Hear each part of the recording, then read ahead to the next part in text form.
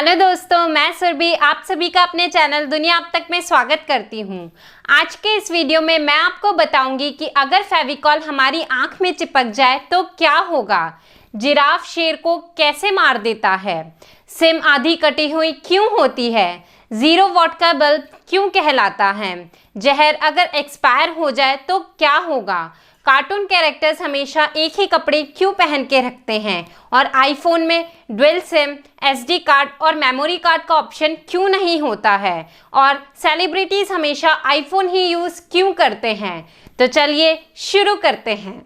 Number 8, क्या होगा अगर फेविक्विक आंखों में चली जाए। जीवन में कई बार ऐसे हादसे हो जाते हैं जिनके बारे में सोचा भी नहीं होता, जिसके कारण पीड़ित व्यक्ति के साथ साथ परिजनों को भी कष्ट झेलना पड़ता है। ज्यादातर हम सोचते हैं कि अगर फेविक्विक हमारे आंख में चली गई तो वो आंख को चिपका देगी, पर ऐसा नहीं होता है। दरअसल अगर कुछ बूंद फेविक्विक की आंख में चली भी गई तो ज्यादा कुछ हानि नहीं होती है, क्योंकि फेविक्विक एक सुपर ग्लू है जिसमें बहुत सारे केमिकल और सॉल्वेंट्स होते हैं। वो पानी से पूरी तरह नहीं जाएगी, वो आंख के अंदर रह जाएगी पर आंख में चिपकेगी नहीं। अगर फेविक्विक आंख में चली जाए तो हमें डॉक्टर के पास जाना चाहिए। वैसे तो फेविक्विक रिवर्सिबल होती है, ये निकल जाती है, परमानेंटली आंखों में नहीं रहती है। नंबर 7, जिराफ शेर को हमेशा मार क्यों देता है। वैसे तो हम सभी जानते हैं कि शेर को जंगल का राजा कहा जाता है, पर जिराफ शेर को हमेशा मार देता है। चलिए जानते हैं कैसे। जिराफ, जिसे आम भाषा में लंबी गर्दन वाला जीव भी कहा जाता है, उसकी गर्दन बहुत लंबी होती है और गर्दन के साथ ही जिराफ की जीभ और टांगे भी बेहद लंबी होती है। पर क्या आप जानते हैं कि जिराफ शेर को भी मारने का दम रखता है। जिराफ के पैर उसकी गर्दन से भी लंबे होते हैं, जिसका इस्तेमाल जिराफ शिकार से बचने के लिए करता है और जिराफ के पैर का किया गया एक वार शेर की जान भी ले सकता है। वहीं हिप्पो और कुछ क्रोकोडाइल्स भी शेर को आसानी से मारने का दम रखते हैं। नंबर 6, अब जानते हैं कि 0 वॉट का बल्ब क्यों कहते हैं। 0 वॉट बल्ब बिजली की 12-15 वॉट खपत करते हैं। इन बल्बों का नाम 0 वॉट बल्ब इसलिए नहीं पड़ा क्योंकि ये बिजली की शून्य खपत करते हैं, बल्कि ये पुराने मीटर की अक्षमता के कारण पड़ा है, जो कि उनके द्वारा की जाने वाली बिजली की कुल खपत को मापने में सक्षम नहीं होते थे। उन दिनों के विद्युत मीटर इतने परिष्कृत नहीं होते थे कि वे इतने कम परिणाम की शक्ति को माप सके और वे इनके उपभोग का शून्य बिजली खपत दिखाते थे और तब से ही इनका नाम 0 वॉट बल्ब पड़ गया। नंबर 5, क्या आप जानते हैं कि स्पीकर्स ज्यादातर काले ही क्यों होते हैं। स्पीकर्स के ज्यादातर काले होने के पीछे कोई साइंटिफिक या टेक्निकल रीजन नहीं है, बल्कि हम सब जानते हैं कि स्पीकर्स का इस्तेमाल लार्ज स्केल पर किया जाता है और क्योंकि हम स्पीकर्स को यहाँ वहाँ ले जाते हैं तो ये जल्दी गंदा हो जाते हैं, पर ब्लैक कलर होने के कारण इनकी गंदगी का पता नहीं चलता है। अगर हम इसका कोई और कलर यूज़ करेंगे तो इससे खर्चा ज़्यादा हो जाएगा और कॉस्टिंग बढ़ जाएगी, इसलिए कंपनी स्पीकर्स के ब्लैक कलर को दूसरे कलर में चेंज नहीं करती है। तो बस यही 2 कारण हैं कि खर्चा कम हो और गंदा ना दिखे, इसलिए स्पीकर्स का एक स्पेसिफिक कलर ब्लैक ही बन गया है, इसलिए स्पीकर्स ज़्यादातर काले ही होते हैं। नंबर 4, अब जानते हैं कि सिम कार्ड का कोना कटा क्यों होता है। जब शुरुआत में मोबाइल का आविष्कार हुआ तो उस समय सिम का प्रयोग एक चिप की तरह होता था, यानी सिम को मोबाइल से नहीं निकाला जा सकता था। साल 1991 में जब यूरोपियन टेलीकॉम कम्युनिकेशन ने अपना पहला फ़ोन पेश किया, तब उसमें सिम कार्ड एक चिप के रूप में प्रयोग होता था। भारतीय रिलायंस कंपनी ने भी अपने शुरुआती दिनों में रिम वाले मोबाइल पेश किए थे, जिनमें सिम को नहीं निकाला जा सकता था। रिलायंस के रिम वाले मोबाइल उस समय काफी लोकप्रिय हुए थे, लेकिन जैसे जैसे टेक्नोलॉजी में विकास हुआ, उसके साथ मोबाइल और सिम में भी कई जरूरत के हिसाब से कई परिवर्तन किए गए। अब हम टच स्क्रीन वाले मोबाइल यूज करते हैं, जिनमें हम सिम को निकाल और लगा भी सकते हैं। जब शुरुआती समय में जरूरत को देखते हुए मोबाइल से सिम को अलग किया तो उस समय सिम का आकार चारों तरफ से एक जैसा हुआ करता था, लेकिन सिम के इस एक समान आकार की वजह से कई परेशानी भी सामने आई थी। जैसे समान आकार के सिम में ये पता नहीं लग पा रहा था कि सिम सही स्थिति में लगी है या नहीं। इसके अलावा कई बार सिम के उल्टे लग जाने की भी समस्या सामने आ रही थी। तो इन्हीं सब समस्याओं को देखते हुए सिम कंपनियों ने सिम के एक नए डिजाइन तैयार किए, जिनमें आज का सिम भी शामिल था। तो आज हम जिस सिम को यूज करते हैं उसमें सिम का एक कोना कटा हुआ होता है। इसके डिजाइन ने कई समस्या का हल कर दिया था।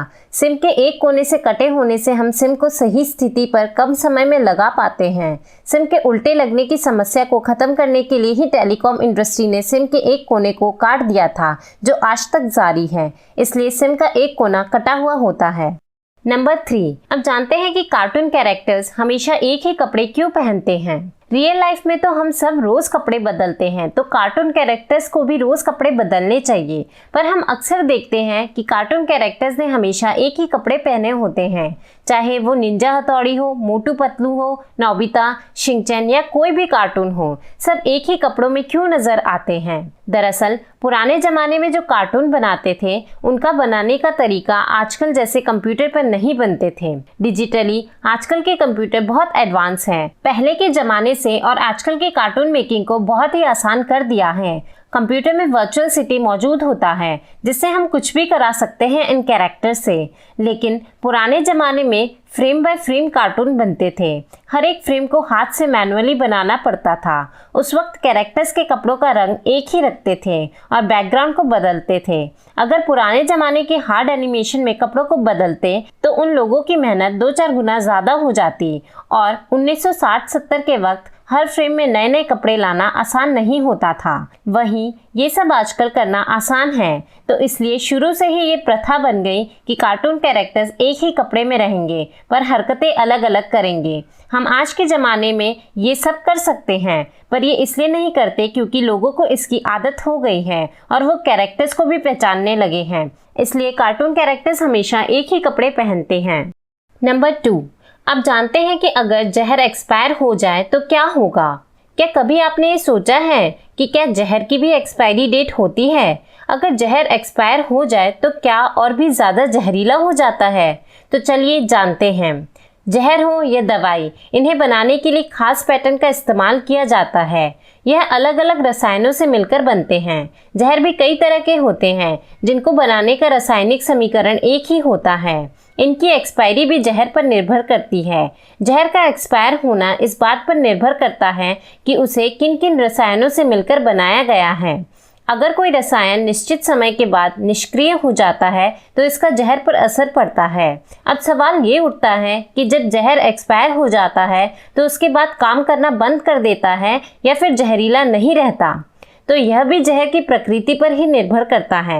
अगर रसायन का निश्चित समय बाद असर कम हो जाता है तो हो सकता है कि ये थोड़ा कम जहरीला हो जाए, लेकिन इसका मतलब ये बिल्कुल नहीं है कि कोई भी जहर एक्सपायर हो जाने के बाद काम करना बंद कर देता है। जहर में इस्तेमाल होने वाले रसायन एक्सपायर होने के बाद कुछ और तरह का रिएक्शन दे सकते हैं, जो बहुत ज़्यादा खतरनाक साबित हो सकता है। नंबर 1, अब जानते हैं कि आईफोन में ड्यूल सिम, एसडी कार्ड और मेमोरी कार्ड का ऑप्शन क्यों नहीं होता है और सेलिब्रिटीज हमेशा आईफोन ही क्यों यूज करते हैं। हम सब जानते हैं कि मोबाइल का इंटरनल स्टोरेज मोबाइल के अंदर ही होता है, इसलिए ये बहुत ही फास्ट होता है। और जिनका एक्सटर्नल स्टोरेज थोड़ा स्लो होता है उनके लिए मार्केट में बहुत तरह के एसडी कार्ड अवेलेबल होते हैं यूज करने को। मगर एप्पल को ये बात अच्छे से पता है कि अगर कहीं आपने आईफोन में सस्ता 300 रुपये का एसडी कार्ड यूज किया तो उसका फ़ोन स्लो चलेगा, और अगर फ़ोन स्लो चलेगा तो इससे एप्पल का नाम खराब होगा। अगर एसडी कार्ड स्लो है तो लोग कहते हैं कि फ़ोन सही से काम नहीं कर रहा। तो इसलिए अगर किसी को ज़्यादा इसकी रिक्वायरमेंट है तो वो ज़्यादा इंटरनल स्टोरेज वाला आईफोन ले सकता है। और यही कारण है कि आज तक आईफोन में एसडी कार्ड या मेमोरी कार्ड का ऑप्शन नहीं होता है। आईफोन में ड्यूल सिम का ऑप्शन भी इसलिए नहीं होता है क्योंकि कंपनी का कहना है कि फ़ोन जितना पतला होगा देखने में उतना ही अच्छा दिखेगा। तो जो दूसरी सिम होती है वो ज़्यादा स्पेस लेती है और ये फ़ोन की डिज़ाइनिंग में भी दिक्कत करती है। और ज़्यादा कंट्रीज़ में लोग एक ही सिम यूज़ करते हैं। फ़ोन में सिम कार्ड की जो टेक्नोलॉजी होती है उससे वो मोबाइल के अंदर मैन्युफैक्चर पहले से ही एक छोटी सी चिप बनाकर देते हैं और इस चिप में हम कोई भी नंबर को असाइन कर सकते हैं। मोबाइल के अंदर पहले से ही एक सिम जैसे बहुत ही छोटी चिप होती है, हमें बाहर से कुछ लगाने की ज़रूरत नहीं होती है। यही कारण है कि आईफोन में ड्यूल सिम नहीं होती है। अब जानते हैं कि सेलिब्रिटीज़ हमेशा आईफोन ही क्यों यूज़ करते हैं। सेलिब्रिटीज़ हमेशा आईफोन इसलिए यूज़ करते हैं क्योंकि पहली वजह ये है कि ये रिच और पावरफुल होते हैं। दूसरी ये है कि लोग एक्सपेक्ट करते हैं कि सेलिब्रिटीज़ के पास आईफोन हो। और तीसरी सबसे मेन रीज़न आईफोन यूज़ करने का ये है कि आईफोन अन्य फ़ोन के मुकाबले ज़्यादा सिक्योरिटी प्रोवाइड करता है। इसी कारण से ये ज़्यादा यूज़ करने के लिए रिकमेंड किया जाता है। उम्मीद करती हूँ आप सभी को मेरा ये वीडियो पसंद आया होगा।